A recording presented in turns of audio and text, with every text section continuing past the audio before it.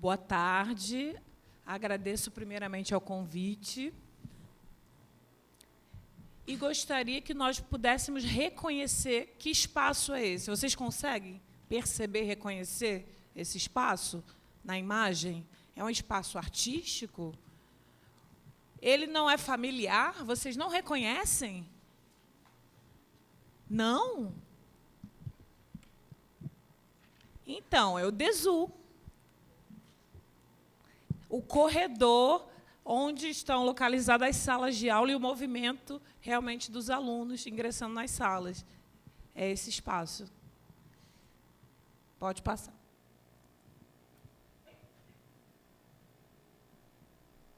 Bom, eu gostaria de falar do papel do tradutor e intérprete educacional.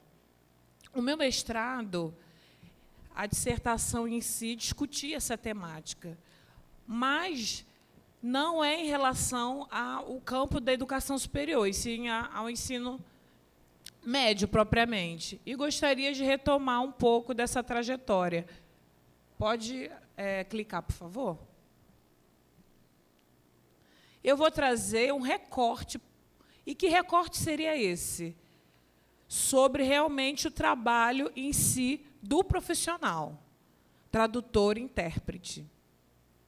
Mas tradutor e intérprete? Sim, exatamente, tradutor e intérprete. Nós temos essa marca no cargo da profissão. Não é só intérprete. Não é um sinal de outra coisa, de bife, é realmente tradutor e intérprete. Peço desculpas por não ter legenda, mas eu estarei sinalizando simultaneamente. Eu gostaria de aproveitar realmente esse vídeo como mote. Ele é bem curto e vocês vão estar percebendo. Para quem tem deficiência auditiva, Libras, a língua brasileira de sinais, é uma das formas mais usadas para a comunicação. O problema é que nem todo mundo a conhece. E é aí que entra um profissional fundamental, o intérprete de Libras. É o que você vai ver no quadro Trabalha Brasil de hoje.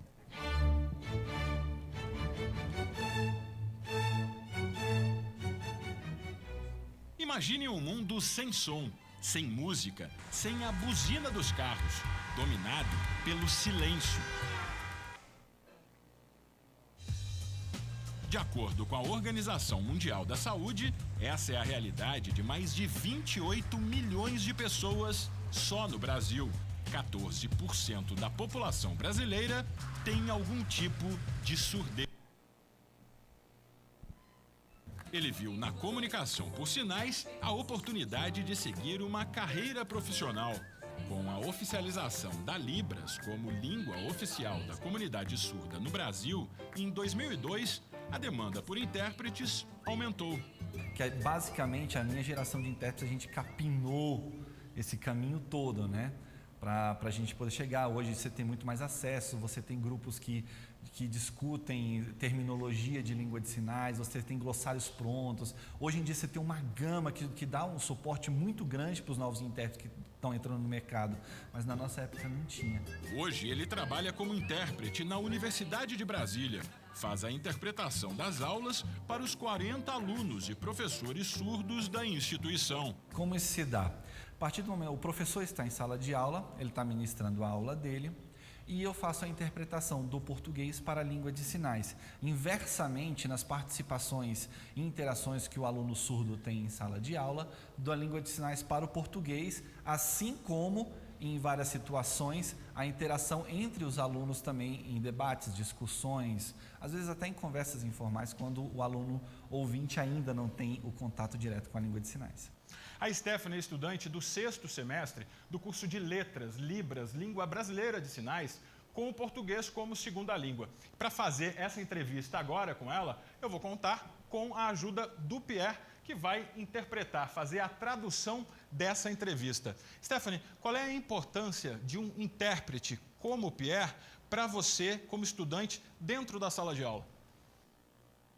Ter um intérprete em sala de aula para mim é muito importante, porque ele vai sinalizar para mim todas as relações que vão acontecer, todas as interações que vão acontecer.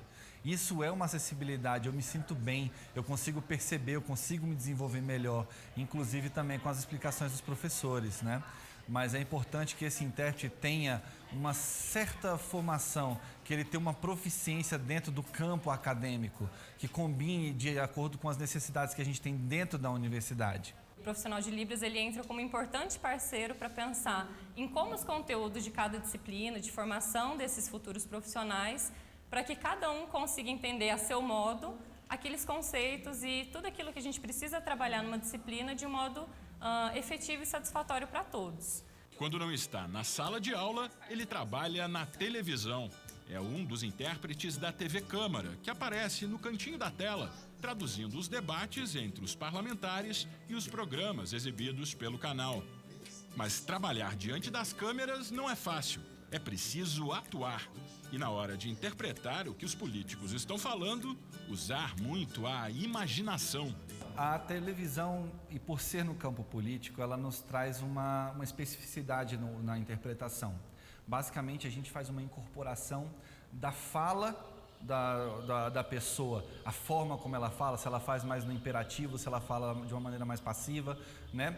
E a gente traz isso nos trejeitos das expressões que a gente faz num processo de interpretação. Ser um bom intérprete também requer muito estudo e estar sempre por dentro dos mais diferentes assuntos. O intérprete de língua de sinais, ele acaba sendo uma pessoa que tem que estudar profundamente não só a terminologia, mas como funcionam os sistemas de cada área na qual ele vai interpretar. Por exemplo, dentro do campo judiciário, eu vou ter que saber muito da linguagem jurídica. Dentro da saúde, se eu vou com um surdo dentro de uma consulta médica, de um exame, eu tenho que entender mais ou menos como se dá a terminologia, a linguagem médica. A profissão de intérprete de Libras é regulamentada desde 2010 pela Lei 12.319. A formação de intérpretes ocorre por meio de cursos de formação profissional reconhecidos pelo sistema em que os profissionais são credenciados, ou por cursos de extensão universitária e de formação continuada, promovidos por instituições de ensino superior. Surdos ou ouvintes compartilham da mesma opinião. O intérprete de Libras tem um papel fundamental no processo de comunicação e de aprendizagem. A gente já tem uma série de bloqueios de comunicação, os professores estariam falando e a gente não estaria conseguindo compreender. Agora, com o intérprete em sala, o desenvolvimento se dá fluido, natural. A sinalização acontece para a gente na língua de sinais e eu consigo pegar claramente todo o conteúdo. Por isso que é tão importante o intérprete em sala de aula.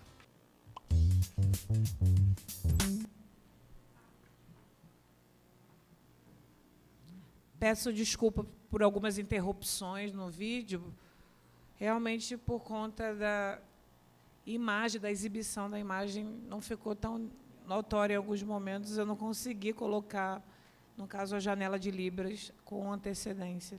Eu gostaria de sinalizar a partir desse vídeo o que nós podemos perceber, na verdade. São 2 profissionais dentro do espaço de sala de aula. Vocês conseguem identificar isso?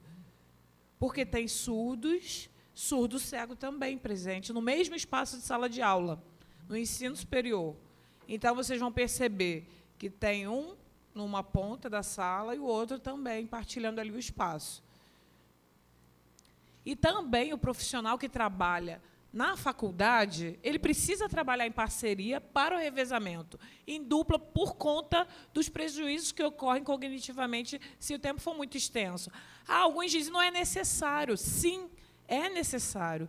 São muitas disciplinas com as suas especificidades, com coisas que acontecem, questões muito específicas, pessoas envolvidas. Então, se o intérprete fica sozinho, ele vai acarretar em prejuízo a informação. Então, vocês podem ver aqui, realmente, alguns aspectos da trajetória desse profissional. A palavra acessibilidade, ela pode ser substituída por outra muito mais específica, com muito mais sentido, direito linguístico das pessoas surdas. Porque, se não tem o intérprete, é necessário reagir, buscar direito jurídico. A lei tem que ser respeitada. O que acontece? Se eu reconheço a lei, se eu conheço, eu preciso realmente me manifestar. Não posso permitir que aconteça essa realmente falta de política linguística. E o profissional também precisa de uma formação equiparada com o campo. Aqui no Brasil, nós temos muitas leis que são realmente conhecidas, mas a vontade política ela também precisa permitir que as coisas aconteçam. Além disso, no espaço de sala de aula, nós vemos realmente uma disputa de poder, que realmente é uma disputa linguística. O Nelson comentou anteriormente sobre o professor que ouve, que sabe Libras, que se considera pronto, mas algumas questões aprofundadas em relação ao sujeito surdo, muitas vezes são desconhecidas porque são distintas. E muitos reclamam, o intérprete não sabe, não tem proficiência suficiente. A Libras é a língua do surdo. E muitos surdos também não sabem Libras. Então, é necessário refletir sobre todas essas questões. O aprofundamento linguístico por meio da convivência com a comunidade surda, com o outro. Quando o professor chega, eu preciso interagir, não só com os alunos, com o professor. É uma negociação permanente com todos esses sujeitos. Aqui no INES, vocês sabem dizer quantos anos a instituição tem? Quantos anos a instituição tem? 161 anos. Sim. Em 2013, nós tivemos o primeiro concurso para aprovação de tradutores e intérpretes efetivos da instituição. Então, eu gostaria novamente de aproveitar uma fala do Nelson, que ele realmente falou sobre realmente o papel do repetidor, que era um profissional de tradução, o Flauzino. Então, nós tivemos esse exemplo lá atrás, e a atuação dele era nesse sentido de tradução e interpretação. As interrupções ocorreram, e passou-se todo esse tempo, e em 2013 nós tivemos, de fato, o primeiro concurso para os cargos realmente efetivos de tradutores e intérpretes, tanto para suprir o Departamento de Ensino Superior e o DEBASE também. Em 2014, outro concurso foi feito por conta da necessidade mais específica de suprir as demandas da educação à distância. E aqui no INES, nós temos alunos no ensino superior surdos-cegos também. Então, é necessário realmente discutir questões muito polêmicas. Quantos profissionais são suficientes? 2, 3 e muitos. Nossa, quantas pessoas no mesmo espaço? É uma questão polêmica, mas é uma especificidade de comunicação. Então, nós batalhamos muito e muitas conquistas foram garantidas aqui dentro da instituição. A questão da redução da carga horária foi uma conquista significativa. Redução de 30 para 30 horas não significa que o trabalho diminuiu, muito pelo contrário, se ampliou significativamente, mas essa redução de carga horária, ela nos permite nos organizar enquanto equipes de trabalho. Então, anteriormente não, qualquer profissional era chamado de qualquer maneira, mas quando há essa demanda distribuída por equipe, o trabalho fica melhor desenvolvido.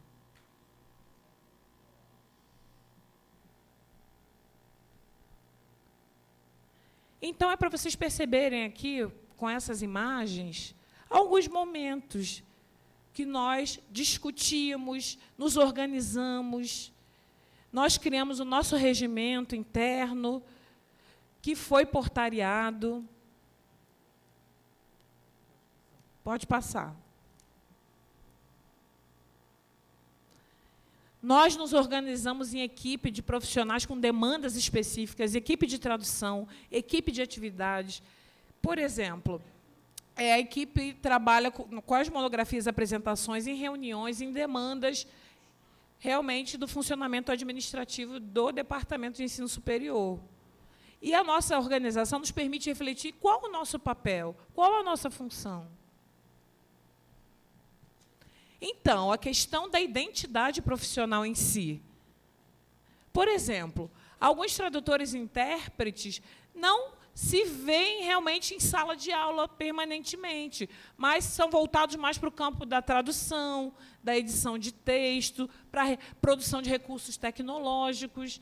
Outra equipe pode ter mais afinidade com uma outra demanda de trabalho, realmente específica dentro da sala de aula, que envolve formação, por ser mais confortável, a exemplo. E a questão também do próprio horário distribuído pelas equipes de atuação. Nós não somos nível E. Nós trabalhamos em outros espaços. Nós não temos dedicação exclusiva na instituição. Aqui nós podemos perceber e pensar a importância, de fato, do profissional que atua em sala de aula, no campo educacional. A questão da codocência. Por quê? Eu não sou professor, eu sou tradutor e intérprete em sala de aula. Mas o professor vai estar ensinando naquele espaço. E eu tenho que ter uma parceria com ele. Eu vou estar sinalizando. Eu não sou só mediador linguístico, eu não vou passar só informações automaticamente. Eu tenho que perceber as dúvidas dos alunos, negociar, intermediar, trazer questões, contribuir realmente para essa construção, para que o professor tenha certeza do que responder, como também lidar com o aluno.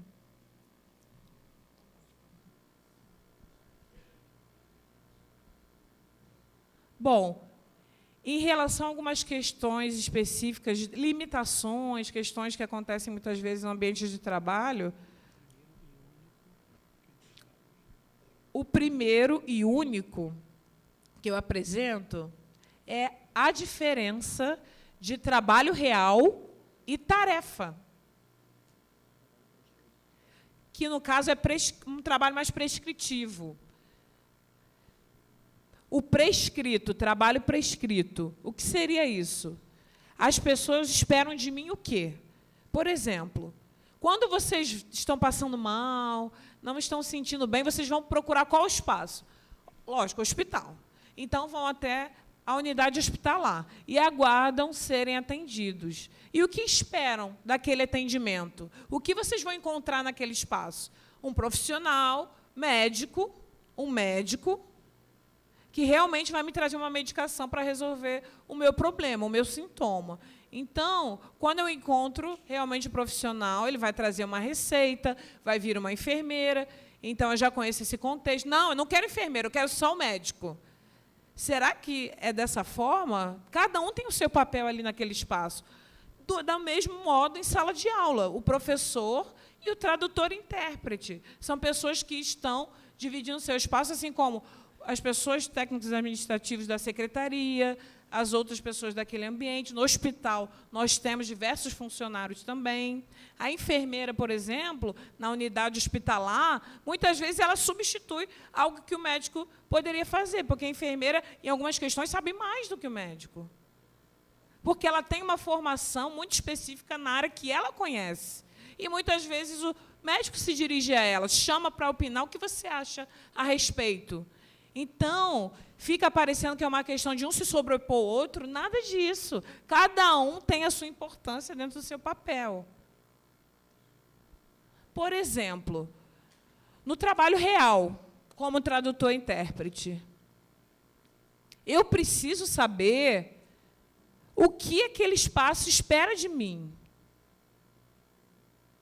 Muitas vezes, eu aprendo que eu tenho que trabalhar simultaneamente com outro profissional, com professor, por exemplo. Eu não posso realmente entrar em choque com o que é esperado do meu trabalho. Eu preciso realmente saber, compreender. Tem a minha ação, mas tem o que eu sei, tem a minha experiência, tudo isso realmente imbuído. E também, o Nelson comentou sobre a prosódia, sobre os aspectos gramaticais da língua de sinais, alguns termos, alguns conteúdos que realmente ganham vida, porque é um trabalho que envolve língua, relação com o outro. Não é só língua meramente, não é uma transposição automática. envolve questões culturais, identitárias e outras questões diversas. Então, nesse jogo de relações, de inter-relações, ele realmente é dinâmico. Eu coloquei essa imagem para que vocês reconheçam, né, o Charlie Chaplin, o trabalho realmente na fábrica, na indústria. Vocês lembram da cena daquele trabalho automático e que a esteira ia passando e muitas vezes ele se distraía e o chefe vigiando, dando ordens o tempo todo, controlando, como se ele fosse realmente uma máquina, um robô. Em alguns momentos, parecia que ele estava fora de contexto. Ele não se encaixava, se distraía, e muitas vezes ele se misturava com a própria máquina. Com aquele universo, ele ficava realmente dentro daqueles aparelhos, e a mente dele realmente adoeceu. Até que ele foi ao médico, parece que volta já completamente afetado. E isso é verídico com muitos profissionais tradutores e intérpretes que adoecem pelas influências externas, que se aposentam precocemente, que entram de licença, por realmente falta de regimentos, de algumas questões, e mais compreensão também do papel de trabalho. Porque o respeito, muitas vezes, não existe. E não é só do ouvinte, do surdo também. Porque, às vezes, o surdo pensa que a culpa sempre é do tradutor-intérprete. Mas nem sempre. É um profissional. Tem diferença. Então, o trabalho real e o trabalho prescrito, parece que eles estão em constante acordo e se equilibram entre si. Porque o foco são os acontecimentos e o objeto em si, principal, é o sujeito. Não somos objetos.